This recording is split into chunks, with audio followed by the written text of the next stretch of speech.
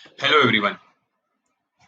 Being professional, लोग मुझे अक्सर सवाल पूछते हैं कि हम लोग हमारा टैक्स कैसे बचाएं, और आपके कंसल्टेंट्स सीएस आपको इसके बारे में ज़्यादा इन डेप्थ नॉलेज दे नहीं पाते क्योंकि टाइम के लिमिटेशंस की वजह से। इनकम टैक्स अपने आप में ही एक बहुत बड़ा टॉपिक है, तो इसके ऊपर मैं एक सीरीज ऑफ वीडियोस की सीरीज लेके आ रहा हूँ जिसमें आपको बताया जाएगा कि आप आपका टैक्स कैसे बचा सकते हैं। तो ये मेरे सीरीज का फर्स्ट वीडियो है जिसको मैं सैलरी इनकम से स्टार्ट कर रहा हूँ। तो ये फर्स्ट वीडियो आप लोग के लिए how to save tax on salary. तो सैलरी में से आप टैक्स कैसे बचा सकते हो? तो गवर्नमेंट ने एक प्रोविजन की है चैप्टर 6A के अंडर, जिसमें आप अलग अलग इन्वेस्टमेंट्स और एक्सपेंडिचर्स के थ्रू, मतलब जो भी आप इन्वेस्ट करोगे पैसा या फिर आपको जो खर्चे करोगे उसमें से वो पार्ट आपके इनकम में से लेस किया जाएगा आपका टैक्स कैलकुलेट करते वक्त। तो ऐसी कुछ प्रोविजंस के बारे में जो इन्वेस्टमेंट है उसको हम ये वीडियो में डिस्कस करेंगे। तो पहले टैक्स सेविंग थ्रू इन्वेस्टमेंट्स। सो इन्वेस्टमेंट्स करके आप आपका टैक्स बचा सकते हो। तो इसके लिए कौन कौन एलिजिबल है? तो फर्स्ट ऑफ ऑल हम लोग एटीसी में कवर्ड जो इन्वेस्टमेंट्स है वो इसमें कवर करेंगे। तो ये किसके लिए एप्लीकेबल है, कौन कौन कवर है इसमें? तो इंडिविजुअल या फिर एचयूएफ फैमिली जो रहता है वो ये इन्वेस्टमेंट्स कर सकते हैं। इसका लिमिट क्या रहेगा? एटीसी में 1.5 लाख तक का लिमिट है। तो आपको सिर्फ 1.5 लाख तक के ही इन्वेस्टमेंट आपके इनकम में से लेस किया जाएगा जब भी आपका इनकम टैक्स कैलकुलेट किया जाएगा तभी। इसमें से कौन से टाइप के इन्वेस्टमेंट हम लोग ये वीडियो में कवर करने वाले हैं? तो ये 6 टाइप के इन्वेस्टमेंट हम लोग यहाँ कवर कर रहे हैं। पहला है investment in tax saving FD, फिर PPF, EPF, NPS, ULIP and Sukanya Samriddhi Yojana. ये 6 इन्वेस्टमेंट है जिसमें अगर आप आपका पैसा डालते हो तो वो पैसा आपका जब भी टैक्स कैलकुलेट किया जाता है तभी आपके इनकम में से लेस किया जाता है। तो आते हैं हमारे पहले इन्वेस्टमेंट की तरफ, investment in tax saving FDs. So ये क्या होता है? टैक्स सेविंग एफडीज क्या है? तो टैक्स सेविंग एफडीज ये एफडीज ही रहती है नॉर्मल, आपके कोई भी कोऑपरेटिव या फिर नेशनलाइज बैंक या फिर प्राइवेट बैंक्स, ये लोग टैक्स सेविंग एफडीज इशू कर देते हैं।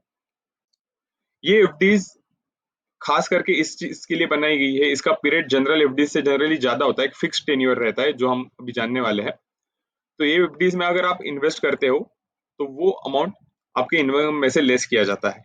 तो पहले इसका एलिजिबिलिटी जानेंगे कि कौन इसमें इन्वेस्ट कर सकता है। तो रेसिडेंट इंडिजियन इंडिविजुअल, जो रेसिडेंट इंडिविजुअल है वही इसमें इन्वेस्ट कर सकता है, उसको ही इसका बेनिफिट मिलेगा। सेकेंडली लिक्विडिटी, मतलब आप इसको 2-3 साल तक नहीं रख सकते, 5 साल के लिए आपको इसमें फिक्स्ड इन्वेस्टमेंट करना पड़ेगा। तीसरी चीज है रेट ऑफ इंटरेस्ट। इसका interest, rate of interest bank to bank and period to period vary होते जाता है जनरली, लेकिन 5 to 5% to 7.75% पर एनम तक इसका रेट ऑफ इंटरेस्ट रहता है। फोर्थ है लिमिटेशन। इसका मिनिमम इन्वेस्टमेंट लिमिट है 1000, मतलब आपको अगर ये इन्वेस्टमेंट करना है तो मिनिमम 1000 रुपीज आपको इन्वेस्ट करना ही होगा। और क्या आपको इसके इंटरेस्ट पे भी टैक्स देना पड़ेगा? जी हाँ, इसका इंटरेस्ट जो है वो टैक्सेबल है। सेकेंड इन्वेस्टमेंट में आते हैं हम लोग, इन्वेस्टमेंट इन PPF, public provident fund. Public provident fund को तो आप जानते हैं कि पब्लिक प्रोविडेंट फंड ये गवर्नमेंट की स्कीम है जिसको सोवेरेन गारंटी मिलती है। इसमें अगर आप पैसा इन्वेस्ट करते हो तो इसका भी आपको एटीसी में डिडक्शन दिया गया हुआ है। तो इसकी एलिजिबिलिटी है रेसिडेंट इंडियन इंडिविजुअल। एचयूएफ को, जी हाँ, एचयूएफ को इसका कुछ बेनिफिट नहीं मिलता। सेकेंडली इसकी क्या लिक्विडिटी है, मतलब कितने टेन्योर तक हम लोग इसको रखेंगे तो अपने को बेनिफिट मिलेगा, या फिर मतलब हम लोग अपने को अपना पैसा वापस चाहिए तो इसको कब निकाल सकते हैं? तो इसकी एलिजिबिलिटी का लॉक इन पीरियड है 15 ईयर्स तक का, मतलब आप जिस एज में भी इन्वेस्ट करेंगे उसके बाद 15 ईयर्स तक ये पैसा अटका रहेगा, और उसके बाद भी आप 5-5 साल तक ये स्कीम को बढ़ा के ले सकते हैं। लेकिन अगर आपको पार्शियल विड्रॉल करना है तो वो आपको 7 साल के बाद अलाउड है। इन पीपीएफ अपने आप में एक बड़ी चीज है, तो इसको समझाने के लिए भी मैं एक अलग से वीडियो लाऊंगा। फिलहाल मैंने इसको टैक्स पर्पस के लिए आप इसमें कैसा इन्वेस्टमेंट कर सकते हैं और इसके इंटरेस्ट क्या रेट रहता है, वही चीजें इस वीडियो में डिस्कस करिए। इसका rate of interest 8% per annum बोला गया है। जनरली ये तुम्हारा नॉर्मल एफडीज जो रहते हैं जिसका इंटरेस्ट 6% 7% रहता है, इससे 1 या फिर 2% ज्यादा ही रहता है। ये इंटरेस्ट रेट वेरी होते रहता है गवर्नमेंट जैसे नोटिफिकेशंस लाता है या फिर गवर्नमेंट जो हिसाब से इशू करता है नोटिफिकेशन, वो हिसाब से वो वेरी होते रहता है। इसका मिनिमम लिमिट है 500। अगर आपको ये स्कीम अवेल करना है तो आपको कम से कम साल में 500 रुपया तो पीपीएफ अकाउंट में डालना ही होगा, और आपको इसके इंटरेस्ट पे कोई भी टैक्स देना नहीं पड़ता है। जी हाँ, इसका इंटरेस्ट भी टैक्स फ्री है, और जो आप अमाउंट उसमें इन्वेस्ट करोगे उसको आपका आपके इनकम में से नहीं पकड़ा जाएगा जब भी हम आपका टैक्स कैलकुलेट करेंगे। आगे आते हैं investment in EPF, employ provident fund. Employ provident fund वो फंड है जिसमें आपका एम्प्लॉयर और एम्प्लॉय इस स्कीम में दोनों इन्वेस्ट करते हैं। तो इसका एलिजिबिलिटी क्या है? तो जो एम्प्लॉय जिसके सैलरी 15,000 से ज्यादा है वो इसमें पार्टिसिपेट कर सकता है। लिक्विडिटी मतलब ये पैसा आपको कब मिला सकता है? तो जो ईपीएफ में जो अमाउंट हम लोग डालते हैं वो अमाउंट अगर 2 महीने के बाद, आप जॉब छोड़ने के बाद अगर कोई नया जॉब नहीं प्रोक्योर करते हो तो ये आप निकाल सकते हैं, या फिर यही अमाउंट हम अपने नेक्स्ट एम्प्लॉयर के साथ भी ट्रांसफर कर सकते हैं, और over a period of time just like PPF accumulate होता जाएगा, और जब भी आपका जॉब का टेन्योर खत्म हो जाएगा उसमें after 2 month of living job आप उसको पूरा का पूरा अमाउंट निकाल सकते हैं। इसका इंटरेस्ट रेट क्या रहता है? 8.55% लिया हुआ है, लेकिन ये भी रेट गवर्नमेंट के हिसाब से गवर्नमेंट जैसा नोटिफाई करता है वेरी होते जाता है 7% to 8%, 9% तक। आपको क्या इसके इंटरेस्ट पे भी टैक्स देना पड़ेगा? तो हाँ, पीएफ बैलेंस इंक्लूडिंग इंटरेस्ट जो है वो टैक्स फ्री है, आपको इसके इंटरेस्ट पे कुछ भी टैक्स नहीं देना पड़ेगा, प्रोवाइडेड अगर आप 5 साल कंटिन्यूस सर्विस में हो तो। और investment limit as such predefined है कि इसमें आप जो भी इन्वेस्टमेंट मतलब जो है एम्प्लॉयर और एम्प्लॉय का 12% ऑफ योर बेसिक पे प्लस डीए, यही साल दर महीना अपना इन्वेस्ट होते जाता है। तो ये स्कीम ही इस तरह से बना गया है कि जिसमें 12% ऑफ बेसिक पे और डीए इन्वेस्ट किया जाएगा। अभी आते हैं इन्वेस्टमेंट इन एनपीएस, नेशनल पेंशन सिस्टम। इसका एलिजिबिलिटी क्या है? तो कोई भी इंडियन सिटीजन जिसका एज 18 से 60 तक जिसकी उम्र है वो इसमें इन्वेस्ट कर सकता है। इसका हमको पार्शियल विड्रॉल अलाउड है, बट ओनली आफ्टर 15 ईयर्स। ये एक पेंशन स्कीम है गवर्नमेंट की, जिसमें गवर्नमेंट अगर आप जो नॉन ऑर्गेनाइज्ड लोग हैं वो इसमें अगर इन्वेस्ट करते हैं तो गवर्नमेंट इसके अपने को पेंशन देता है आफ्टर अ स्पेसिफिक ईयर।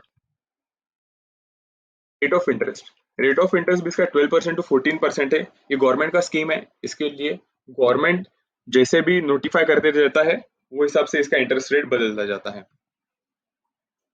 इसका टैक्स ट्रीटमेंट क्या है? तो जो एम्प्लॉयर को कॉन्ट्रीब्यूशन रहेगा वो पूरा का पूरा टैक्स फ्री है, जिसके ऊपर आपको टैक्स नहीं लगता है इसमें। आगे आते हैं इन्वेस्टमेंट इन यूलिप। यूलिप क्या रहता है? Unit link insurance plan. ये यूलिप ऐसा स्कीम है जिसमें आपका इन्वेस्टमेंट इंश्योरेंस और म्यूचुअल फंड्स इन दोनों की तरफ रहता है।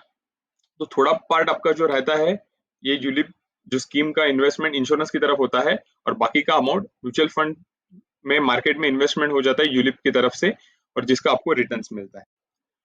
तो ये इन्वेस्टमेंट आप आपके नाम पे भी करेंगे तो भी आपको इसका बेनिफिट मिलेगा, आपके स्पाउस या फिर चिल्ड्रन के नाम पे करेंगे तो भी आपको इसका बेनिफिट मिलेगा।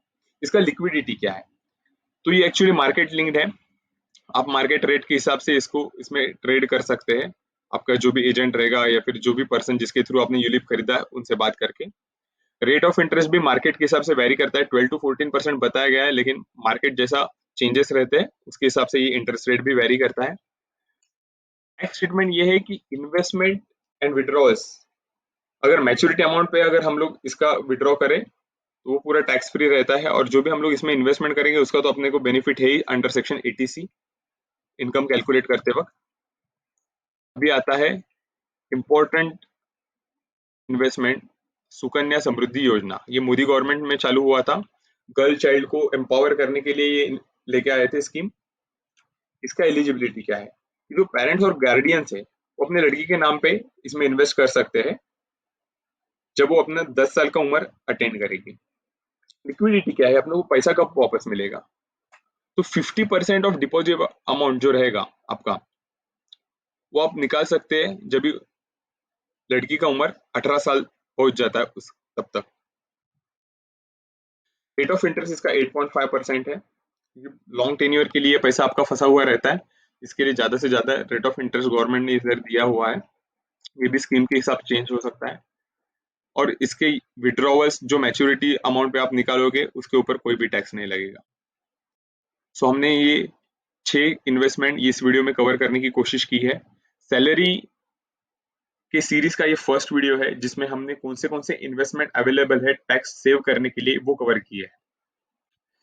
सैलरी में बहुत चीजों से टैक्स सेव किया जा सकता है, तो उसमें अलग अलग चीजें हैं, कुछ एक्सपेंडिचर्स है, मेडिकल एक्सपेंडिचर्स है, डोनेशंस है, वो सब हम आगे के वीडियोस में कवर करेंगे। इस वीडियो में मेनली 6 इन्वेस्टमेंट कवर किए गए जिसमें अगर आप इन्वेस्ट करते हो तो आपका टैक्स सेव होता है। एटीसी में कुछ और भी चीजें हैं, कुछ डिडक्शंस है जिसमें आप अगर एक्सपेंडिचर होता है तो आपका टैक्स सेव होता है। वो सब इन्वेस्टमेंट हम हमारे अगले वीडियो में कवर करेंगे। Thank you so much. ये मेरा फर्स्ट वीडियो है। अगर आपको लगता है कुछ टॉपिक्स टैक्सेशन के रिलेटेड जिसके ऊपर मैं वीडियो बनाऊं तो आप कमेंट बॉक्स में नीचे प्लीज दीजिए।